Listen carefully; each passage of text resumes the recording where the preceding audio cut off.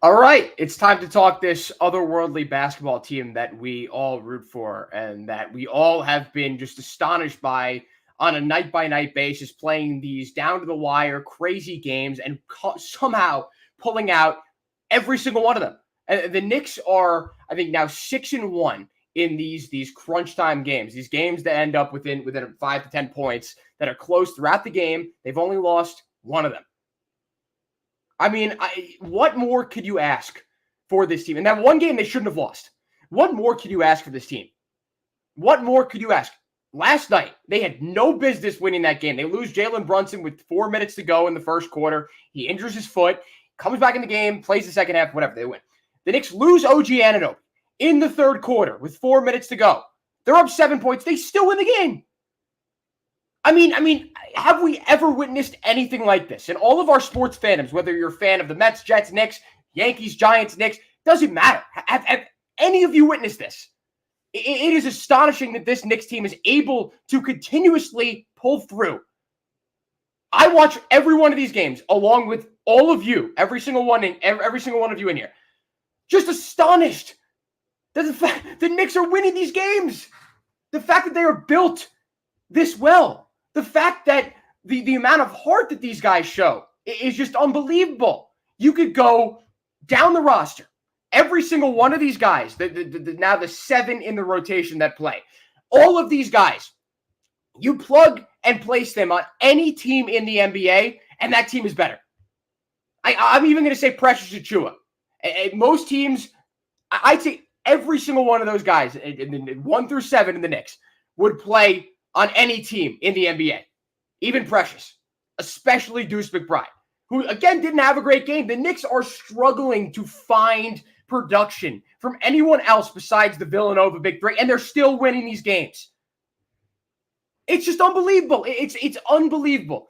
And watching that game last night and seeing them go down as much as 11 in the second quarter after Brunson goes down in the first, they're down 10 at halftime. I'm like, this game is so over. Even when we saw Brunson come out during halftime to shoot around, you could sense that he wasn't near 100%. And when was the last time we've really seen Brunson play with a lingering injury, hampered by something else? It's been a long time. And he still was able to persevere, to push through, and somehow give us a Jalen Brunson performance. And congratulations to him, because yesterday it was announced that Nikola Jokic is the MVP, and Jalen Brunson becomes, for the first time in his career, an MVP finalist. He got some third-place votes. I think he got a second-place vote, 5th in MVP voting. He should be, if all goes right, he should be an All-NBA first-team guy. So watching that game last night, I know I speak for everyone on here right now. No one thought the Knicks had any business winning that game. And now we have to hear after the game that the Pacers are going to complain, just like the 76ers did, that there were 72 or something like that calls that weren't correct. I mean, are you serious? You think anyone is buying that garbage? I understand you're upset, but you should be mad at yourself, Rick Carlisle. You should be mad at yourself for taking TJ McConnell out of the game. He's the only player throughout these 2 series that has had success guarding Jalen Brunson, that had Jalen Brunson pretty pissed off in that third quarter. Just a pest on defense. And you take him out for the second straight game for Tyrese Halliburton. I think he scored maybe 3 or 6 points. He might have scored 5 or whatever. It doesn't matter. He may have scored in that second half, in the fourth quarter, but he wasn't able to provide what TJ McConnell was providing defensively. Whether it was Nembhard, Nesmith, Halliburton, Jalen Brunson was cooking any guy the Pacers put on him. The only guy who was giving him issues, and he was obviously still able to score over him, but not as efficiently as we've seen, was TJ McConnell. So instead of using up all your energy at the end of the game, arguing whether or not they should have called back a double dribble on Isaiah Hartenstein, which wasn't a double dribble, might I add, maybe you should have dedicated that same energy to looking down your bench and saying, hey, TJ McConnell, come back in the game. Maybe that would have helped you win. And you heard TJ McConnell after the game. You heard a lot of these players after the game say, we're not going to complain about the officials. Whatever was going on in the locker room isn't what Rick Carlisle is spewing to the media. They understand why he was doing it. And they understand why he made such a big deal about it. But good for them. Good for them that the players in the locker room were able to sit there and understand that it wasn't the ref's fault. That game was not lost because the Knicks got more calls at the end. You can make the argument for game one because of that awful kickball call, which would have ended up with 2 points for the Pacers on the other end. Instead, it leads to the Dante DiVincenzo 3, which puts the Knicks up. They don't look back. I can understand that in game one. But to say in game two that the refs are the reason why you lost that game is complete, utter garbage. And I don't want to hear it. Rick Carlisle has only won one playoff series in 12 years. Whatever it is. I don't know what the stat is, but he has not had success as someone who, you know, who's as annoyed as he is, should have had. So, man, I cannot say enough about this team. I cannot say enough about this organization from top to bottom. I can't say enough about these three Villanova guys. And maybe this sets the blueprint for the future in the NBA. That if a college team is able to put together a level of success that we haven't seen before, that maybe you should go out and try to get those guys. That maybe those guys on a professional team might be able to somewhat replicate the success that they had in college. 2 national championships in 3 years for those guys. Maybe the NBA tries to do that with these UConn Huskies. Maybe they look at that and they're like, all right, well, let me take a flyer on this UConn Husky in the first round. Then I'm going to take a guy in the second round, and then the free agency or trades. And who knows? They are completely rewriting the history of the NBA as we know it potentially. And of course, I'm spewing, of course, that could not, you know, there's a chance that doesn't come to fruition, whatever. It doesn't matter. What we are seeing is unbelievable, ladies and gentlemen. It's unbelievable. And I know I'm sitting here and I know I'm preaching to the choir. I know every single one of you on this live right now feels the exact same way that I do. The way that this city, and this would go for any of the teams besides the Nets, they don't matter.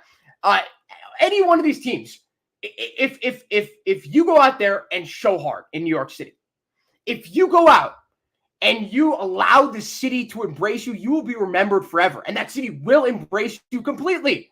And look at what is happening right now with the Knicks and by a lesser extent, the Rangers. What a time to be a fan of New York sports teams in New York City. And again, the Nets don't matter. There aren't any Nets fans. There's 2 Nets. I know 3 Nets fans and 1,000 Knicks fans. I don't want to hear it if you're a Nets fan. I was trolled on Twitter last night by a Nets fan. Get lost. Enjoy the game on the couch. Enjoy Mikal Bridges, your number one guy, who your team looks at as the number one guy, but won't be able to get number one guy return and will never be able to be built around as a number one guy. Enjoy that. Casey says, what are your thoughts on Josh Hart's big improvement from 3 this playoffs? So the way I look at it is, and I if I'm remembering correctly, at the start of the playoffs, he flew up his shot coach. They worked on his shot diligently before the playoffs. And what we saw in those first few games against Philly, it kind of tailed off. He regressed back to the mean at the end of the series, was that Josh Hart was shooting with confidence that we haven't seen since he was originally traded for from the Trailblazers. If you remember, Josh Hart was traded for around the trade deadline a little bit before that, and he was shooting like 45, 50% from 3. I don't think any one of us expected that to keep up, and obviously it didn't. But look at what Josh Hart is doing right now. He still is yet to regress back to the mean. And they were saying it a lot of the TNT broadcast last night. I think Stan Van Gundy was saying, let him take those shots. Let him figure it out. Let him start to miss because during the regular season, he shot 32%. But he's still going to burn you. Even if he shoots 1 for 3, 2 for 5, doesn't matter. The ability from him to knock down shots does wonders for this offense, even if he's missing shots. Because if he hits that 3, if he reminds the Pacers of, yes, maybe this guy is a good 3-point shooter all of a sudden, it opens up everything for the offense. It opens up stuff for Jalen Brunson. And it opens up the three-point line for Dante DiVincenzo because you're not able to stick up on a guy on the three-point line like that. And if you're Josh Hart, you're constantly looking to drive and kick, which is what he's been doing, and sometimes with reckless abandon. But as they said last time in the broadcast, he's one of the top 3 or 4 players in the NBA at going coast to coast. Without Josh Hart in the series, the Knicks are down 0-2. They get blown out of both those games. Say what you want about Jalen Brunson. The one guy that is able to counter what the Pacers bring on a night-by-night basis, the pace. You miss, you're screwed. We're out on the other way. We're out in the fast break. Is Josh Hart and his ability to just pick up the pace, grab the ball, immediately look down the court. And when you have a guy on your team who does that, who, might I add, plays 48 minutes a game, the pace is always going to be brought. And we need to slow it down. You slow it down. And they are still able, I mean, not able, they obviously thrive past the half court line. They thrive in the front court. So, I mean, is that really anyone's surprise? A surprise for anyone. But yeah, this team is nowhere without Josh Hart. And his three-point shooting has opened up everything on offense for the Knicks. So all the credit to Josh Hart, all the credit to Jalen Brunson, who came back from the dead, Willis Reed-esque last night. We will remember that forever. That's a Willis Reed moment. If the Knicks win this series, we will remember what Jalen Brunson did in game 2 of the second round of the NBA playoffs in 2024. Always remember that. And no one is saying that this Knicks team is going to win a championship. There's no guarantee that they even get past this second round now. And we'll get into the OG Anunoby talk. But what we have witnessed from this team is nothing short of extraordinary. And it is a testament to the type of culture, the type of organization that the Knicks have been able to build once James Dolan sat his ass back, let his basketball people go, Steve Mills, and hired a guy who very obviously knows what he's doing in Leon Rose. And I said this about a couple of weeks back. You could look at Julius Randle. You could look back at Jalen Brunson as being the catalyst for change on this team. I understand that Julius Randle is the predecessor to Leon Rose in terms of being with the organization.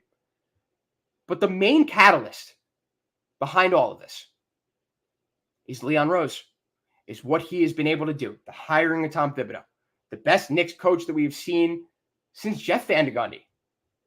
I mean, think about how all the awful coaches that the Knicks have had to finally lead up to Tom Thibodeau, a guy with a proven track record. Yes, he's never won a championship as a head coach, but he was the lead assistant on that Boston Celtics team. What did Doc Rivers do after Tom Thibodeau left him to coach the Bulls? He almost beat the Celtics on multiple occasions.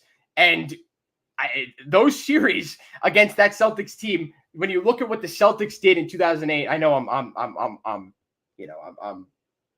off track here or whatever. I digress. But when you look at what they did in 09 and 10 and taking the Celtics to the brink of elimination, it is understandable why Doc Rivers wasn't able to do anything after he lost Tom Thibodeau, his most trusted assistant, his right-hand man in 2008.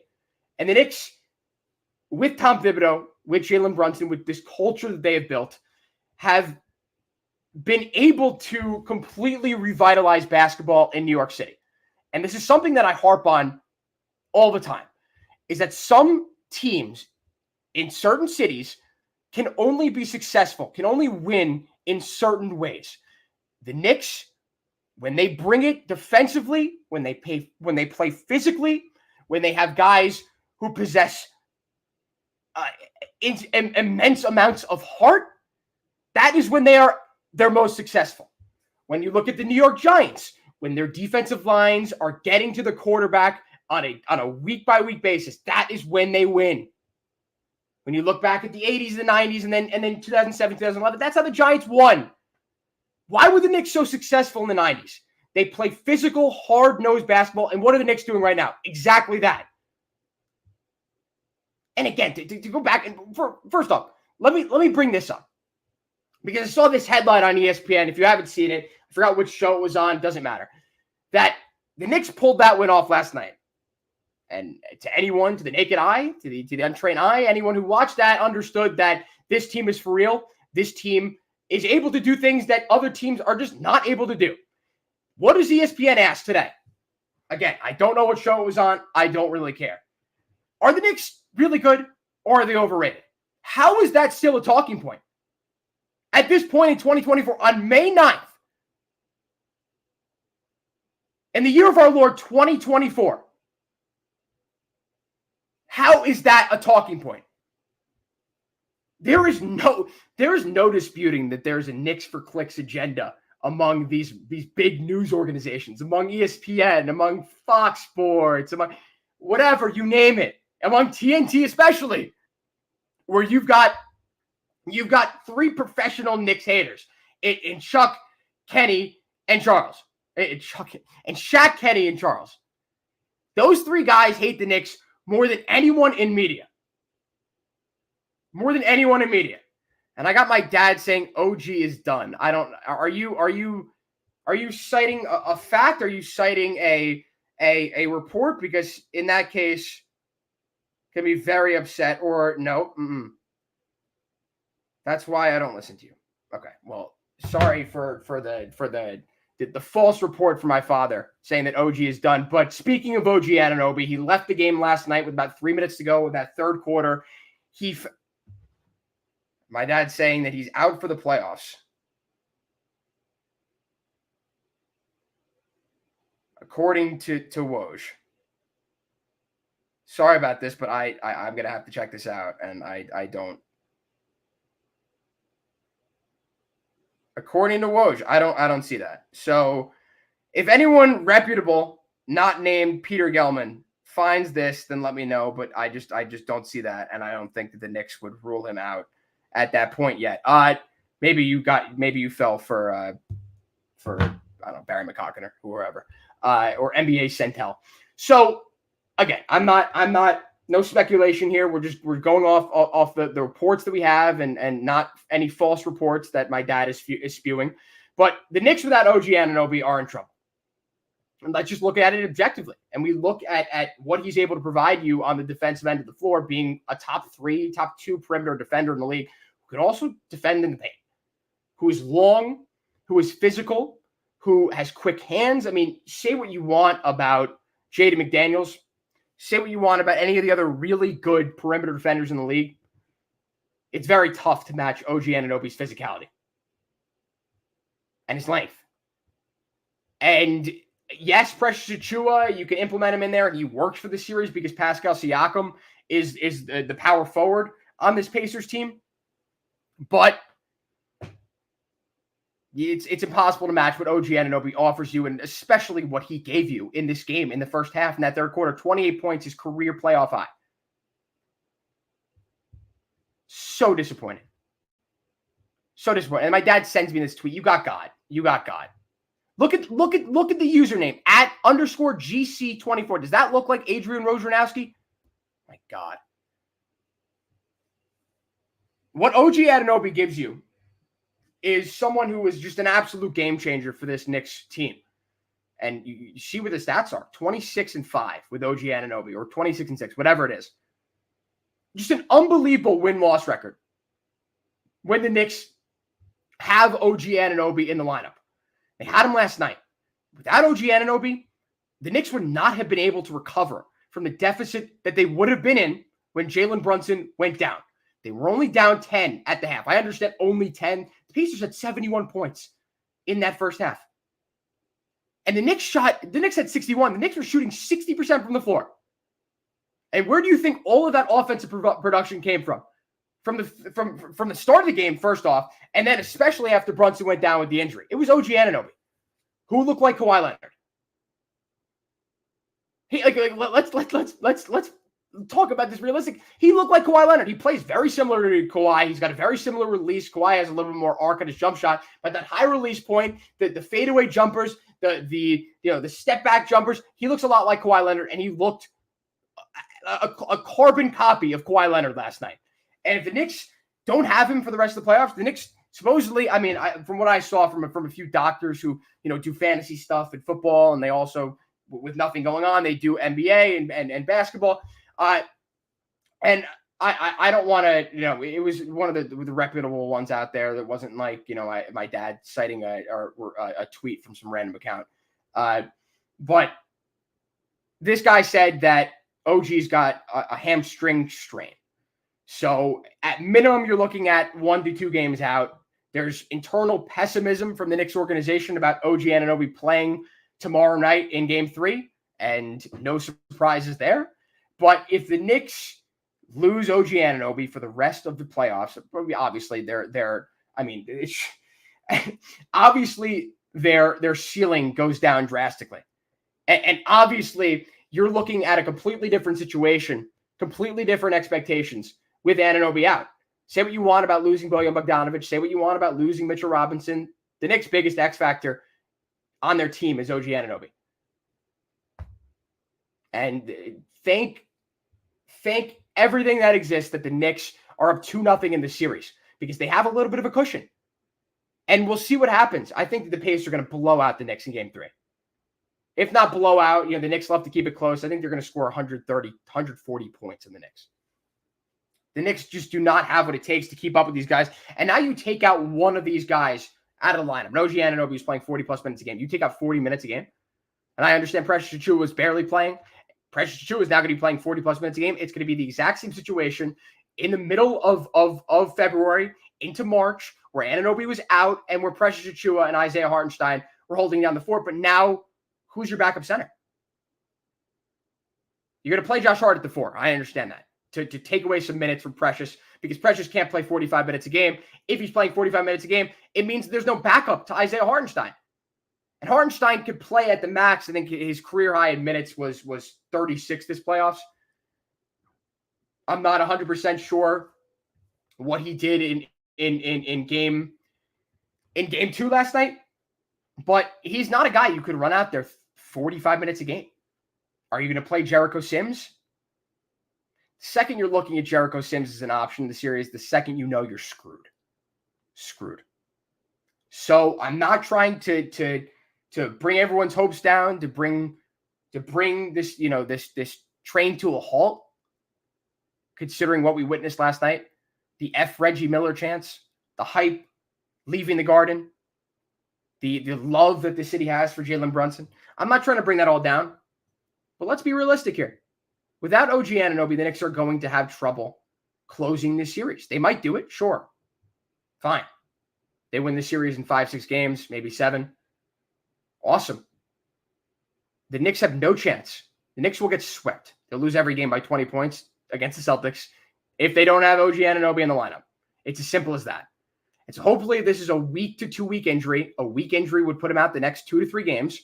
Hopefully the Knicks can grab one of those games and have OG Anunoby come back in a 3-1, 3-2 series.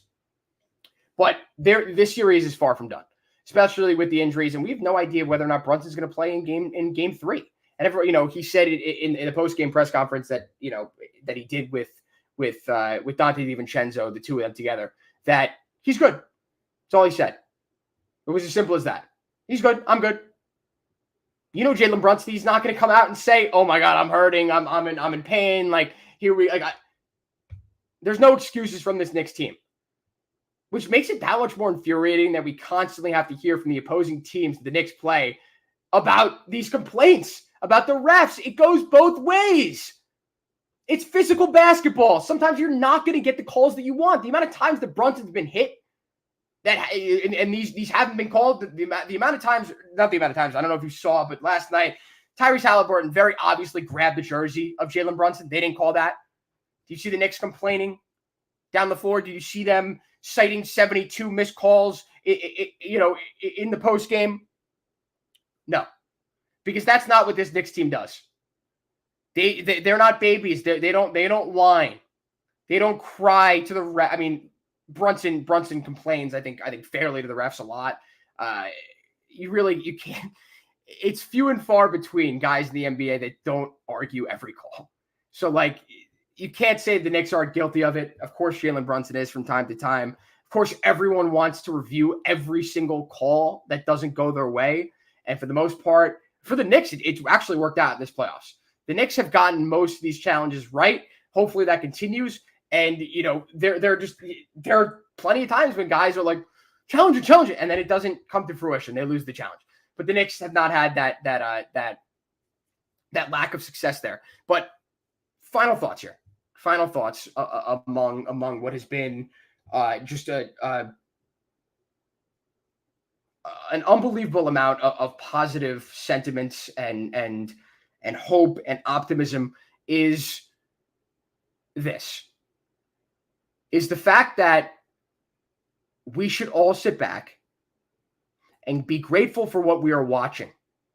Yes, there is an incredible amount of anxiety and stress with all of these games. And it can never be easy for us. But in the odds that this doesn't happen again, that the Knicks, all things considered, looks like they will be able to field a championship team these next few years. But if it doesn't happen, then we all have this. And I'm not trying to bring everyone down even further by saying that, but that's just how sports works. You never know what's going to happen. It could be likely that they will, but nothing's guaranteed. But we should all sit back and respect what these guys are doing on a night-by-night basis and admire how these guys have embraced the city, how the city and us fans have embraced this team. This is special, folks. This is special. The Knicks are currently being willed by the power of friendship to where they are right now. These guys just do it. They go out and win. We need to be appreciative. We need to continue rooting on these Knicks. That's all I have here. Hopefully, we have some positive news. No false news from my dad from some random Twitter account that OG Anunoby has done. Hopefully, we can get a positive report about OG Anunoby. And let's hope that Jalen Brunson can play in Game 3 and he's able to get the rest that he needs over today. He doesn't practice and is ready to go for tomorrow. That'll do it. I'm Bryce Gelman. Talk to you all when I talk to you. Let's go Knicks.